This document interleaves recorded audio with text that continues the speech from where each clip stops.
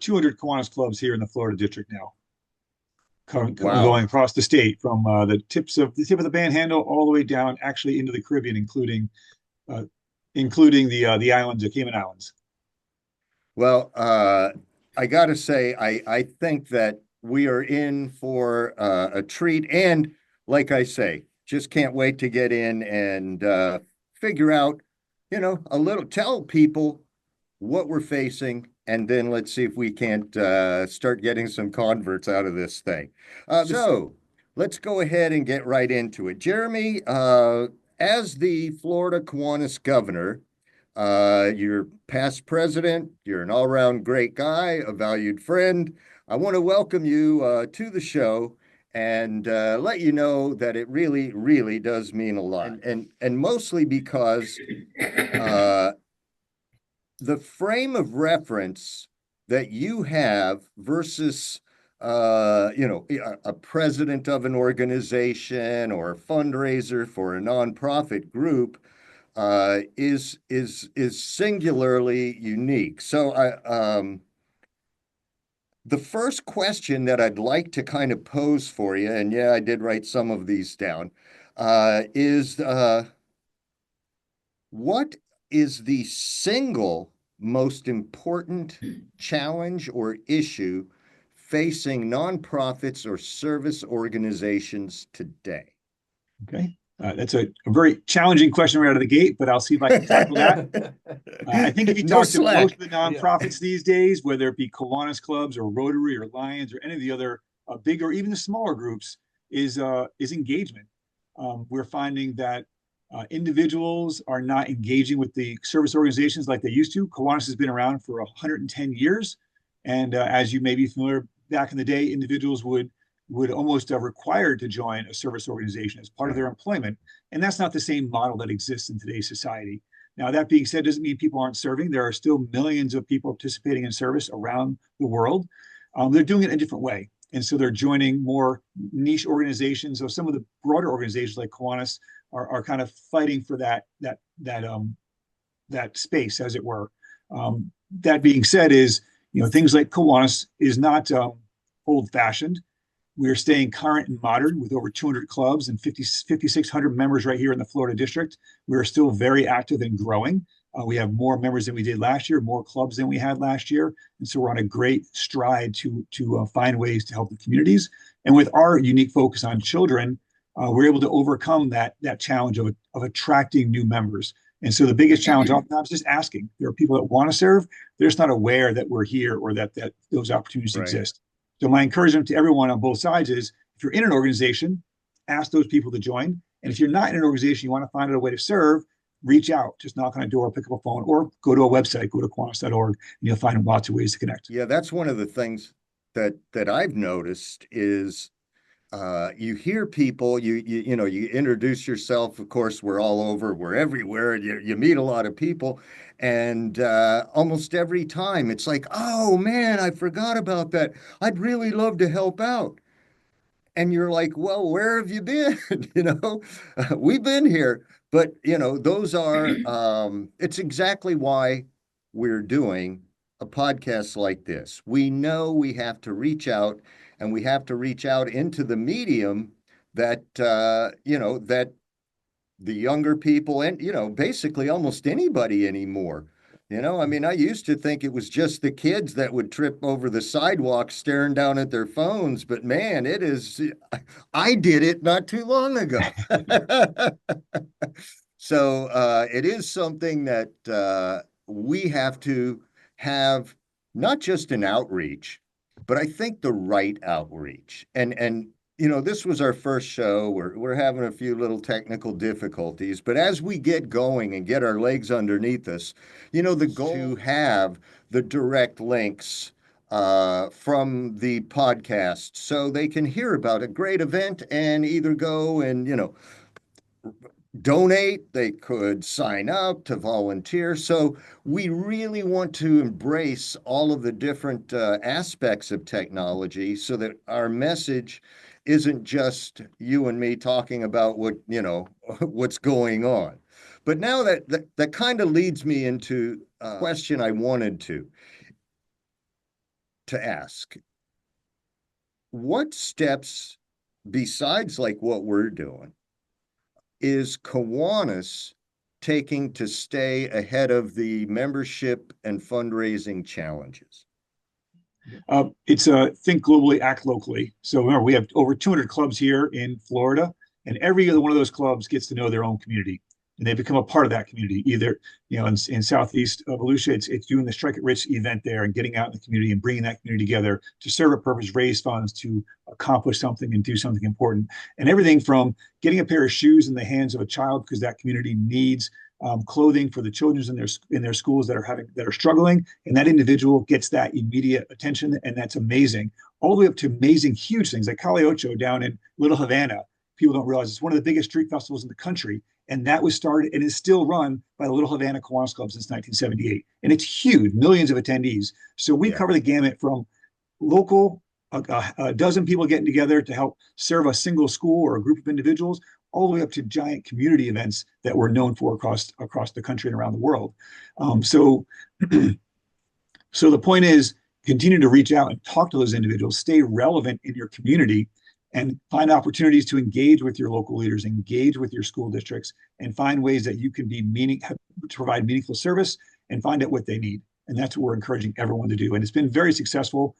As we said, we continue to grow and find those services across the state. That's pretty good, pretty comprehensive. As we, is there like a target group, a target audience that somebody that number one, would be able to have disposable income, number two, has the time to volunteer, and number three, has, a caring heart and wants to give back to their community? Who are It's a those great people? question, and it's come up before. It's interesting though, because across Kiwanis, and I've met hundreds, if not thousands, of Kiwanians. I'm actually very impressed by the diversity we have across the group, and by that I mean the age diversity and the engagement in the communities. I will say that a key audience there are those individuals that are getting close to retirement, that are finding they have more time to avail themselves of, and may have some of that income they wish to find a way to serve their community in a new way. So we do have a fair amount of retirees that say, hey, now that I've got this opportunity, let me find a way to re-engage with the community in a new way. And so that is very attractive. Kiwanis and other service organizations are very attractive to that audience. That being said, we just opened a club recently over in West Volusia, and that was made almost exclusively of current businessmen and women, people that own restaurants, that are working in the community, that are in their 30s. And that is a very common entree into Kiwanis. And once they come into their 30s, they'll stick with it for the rest of their lives. I myself joined, actually, if you want to get down to root, do it. I actually joined in high school in a group called the Club, which is the Kiwanis version of in high school. And then kept on it through college in a group called CKI, and then eventually joined Kiwanis proper 20 years ago. And so I joined pretty early on in my career. And that was a perfect lead in to the next thing of, you mentioned CKI, the Key Club. They are all part of what are called Kiwanis student leadership programs. Absolutely. So that's one of our hallmark groups we have. And one of the groups you may have heard of is Key Club. Key Club is the world's largest community service organization in the high school level. And it is a Kiwanis sponsored club. It started actually 100 years ago this year. Key Club has been around for 100 years, and it's going strong. In Florida alone, we have about 22,000 high schoolers that are engaged across about 400 different campuses just in high schools. If you add in the middle schools and the elementary schools in which we have similar programs, we have over 700 programs across the district, across Florida. And so that we are getting into the classrooms, helping those students, not only to help the students directly, but to teach them the value of service, teach them those civics elements, and also the value and the traits of leadership. And those are the things they take away from them. And indirectly, what comes of that is those friendships that are formed that last for a lifetime. And so those elements there, create a very special equation to allow for individuals to come out of high school then and enter the working community, and have that civic minded and that mindset, and have those leadership skills that are they're going to value for the rest of their lives and through their career. Well, I would have to say that the majority of the people do end up going onward into college out of this key clubs, as well as the Bright Futures, scholarships are based on a certain amount of community credit hours. So they have a great opportunity to get those hours. And at the same time, like you say, while they're engaging and having fun with their friends and, doing a car wash here and there, it's what kid has to do, but you do learn. You really do. So in closing, Jeremy, what would you say, what message would you like to get out to people the most? And this is the first time. Yep, yep.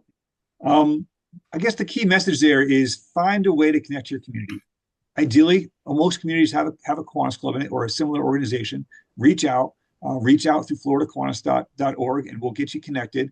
But the point is, get up and do something. I know you've got your Netflix time and your couch time, but those are the times, those couple of hours, even if you're sitting in front of on the couch, you can be sitting there writing out certificates for terrific kids. You can engage in the community in whatever way you can. If you have money you wish to donate, we would love to have that engagement. If you have time to give, even better. Come out, find a way to go out to those events, get into the schools, collect and help out those organizations that need them. And so a group like Kiwanis is a great way to connect the people that need things to the people that have the time and the resources to provide for those needs. On the flip side, if you find yourself on the flip side of that says, I'm really in need of some support, also reach out to your local Kiwanis Club and they will do everything they can to provide you with what you need. If you need some clothing for your kids to go off to school because you just, the money is stretched a little thin, just reach out to your local Kiwanis Club. I'm sure you will find a way for them to bring that to you when you need it. Well, that's one of the programs that's done by the Daytona Beach Kiwanis in conjunction with J.C. Penney's. They do a huge before school clothing giveaway to certain children that have applied. And it's just the coolest thing ever, man. I mean, you go to that event and you see these kids who are getting, their own personal outfit to start the school year, the pride and confidence and you can see it. I mean, you can see it. That's when you know why you do what we do. It's as rewarding as what you spend. I could tell you a story like that every day of the year and not be able to run out of new stories because with the 200 Kiwanis clubs and each of them doing at least a dozen meaningful projects in the community every year, I could talk on forever and ever and ever. And every day bring you a new story as amazing as that, where they're serving the community and really making a big difference in their community through their Kiwanis club. It is just that amazing. Well, Jeremy, gosh, sorry about the delay. Sorry about all of that. I hope to have you back. But thank you very, very much. Your feedback, your input is valued, not just in this, but in everything else that I do. I really appreciate it and value you as a friend. Thank you for being here. Thank you so much, Kelly. It was wonderful to be here. The second guest is Bonnie Hand. She is the president of the Kiwanis Club of Southeast Volusia. I think I got that right. I always get it reversed, but anyway, they're the Kiwanis group out of New Smyrna Beach, Edgewater, and we're going to be talking about their annual Strike It Rich Party of the Year in New Smyrna Beach. I also consider her a friend, and I know that she's a wonderful person. Welcome, Bonnie. Thanks for appearing on the show. And I know you had some family in town. You were, juggling a lot of stuff, so I appreciate your time. My pleasure. Okay, well, I don't want to run out of time, but you guys are a really active club, and I mean a really active club. But let's start with the Strike It Rich party, and then this way we, if the time gets too short, we'll at least have covered this. So can you tell us a little bit about what's going on tomorrow night? Well, it is one of the biggest parties in town. We support kids in our New Smyrna Beach, our Edgewater, Oak Hill, and Samsula area. And each year we put on a fundraiser that ultimately raises most of our funds that we give back into the community every year. Strike It Rich is what we call a jackpot bingo. It encompasses a beautiful site on the river at the Brandon Center with dinner, dance, music, open bar. And then throughout the night, each person is given a ticket that buys it, is given a number, and those numbers are drawn periodically during the evening.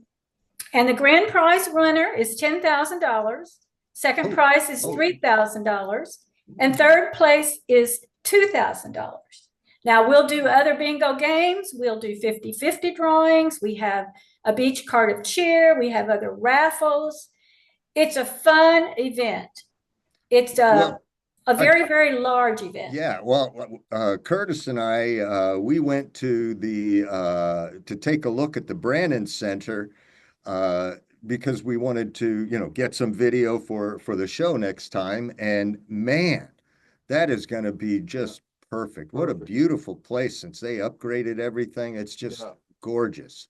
So I'm excited to do that. And I want to kind of bring up a little bit, because you mentioned this, that this is the largest fundraiser of the year for the club.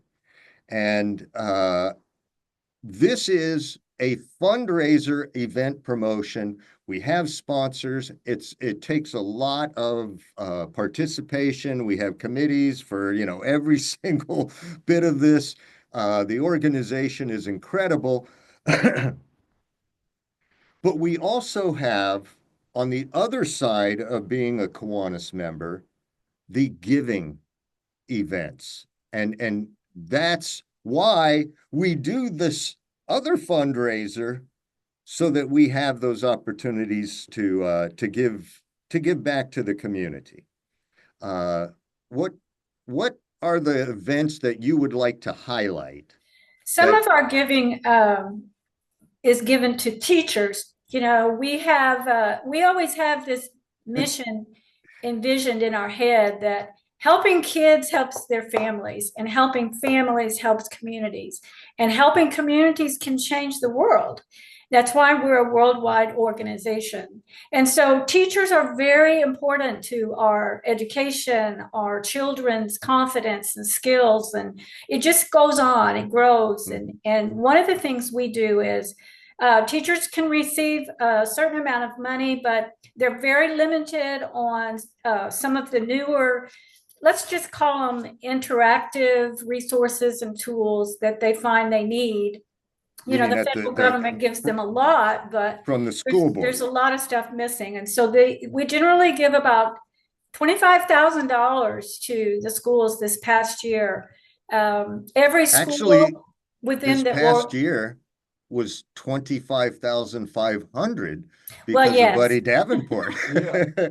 But every school, it goes through an application process. Every school got at least one, and many of them got more than one. We also support the YMCA. We support Habitat for Humanity. We support Frog Ministry. We support the school, the music school. We support just too many to name, to be honest with you. And every year we do a reading program called Kiwanis Reads, and we give books away and backpacks. So a lot of it certainly is focused on literacy and education. We also help with nutrition through food banks and different things like that. And then again, we have a high school K-Cup, and we have a new club in the Burns SciTech is the K-Kids program. So all of the resources that we can utilize through Kiwanis International is a huge benefit to our little club. And you can serve more, you can give more, you can volunteer more, you can be more involved, just by the fact that we have Kiwanis International that supports us with almost anything and everything that we need. But we do have to do our own fundraising. And again, this is why, why we're here. It's why we wanted to do a show. We want to give a voice to all of the people that are facing the same thing. One of the things I can say about the Strike It Rich is we have a very generous community and our sponsors are extremely generous. But you can just donate a $50. You can buy a $50 bingo ball. You don't have to give a huge amount of money. You Right. can come and volunteer and help us. You could just be a speaker at our meetings sometime. Share about your own business, share about what your passions are. You can be a donor, but you can be so many more things are offered than just working as a member. I live, eat, breathe, and sleep Kiwanis. Okay, Right. I mean it's in my blood, and I know that a lot of my friends, both male and female, are very engaged in some sort of a service organization, and I love and have a passion for children, women, and children, and so children are extremely important, and I think they're really extremely important to all of us, not just me and the 6 people on this podcast. Yeah. Obviously, the next generation, we could go cliche ourselves to death, but it's true. I really do care about these kids. When I get an email from a mom whose son just got a pair of shoes and says that he's walking taller and has more confidence, I mean, it's just, my God, it's why we're doing what we're doing. We need more people. I was sitting across from a cake auction that my church was having specific for youth. And this young man comes up and sits down and we're starting to talk. And I said something about Kiwanis because I always say something about Kiwanis. Always says, I'm in the K Club.